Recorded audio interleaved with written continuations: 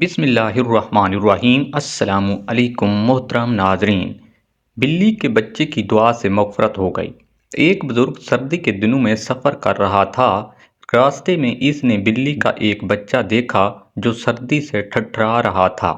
بزرگ کو اس پر رحم آیا اور گود میں اٹھا کر گھر لائے اور لحاف میں اسے چھپا لیا۔ جب بزرگ کا انتقال ہو گیا تو اللہ تبارک و تعالی نے پوچھا کیا لائے ہو؟ اس نے کہا صرف ایمان ہی ہے، ورنہ تو میرے اعمال ایسے نہیں کہ آپ کی بارگاہ میں پیش کیے جائیں۔ پھر اللہ تعالیٰ نے فرمایا تم نے ایک رات ایک بلی کے بچے کو جو سردی میں مر رہا تھا اپنے لحاف میں سلایا تھا، تو اس بلی کے بچے نے تمہارے حق میں دعا کی تھی جو ہم نے قبول کی۔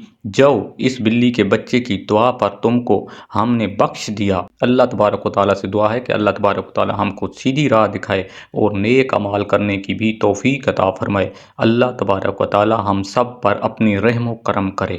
آمین ثم آمین یا رب العالمین۔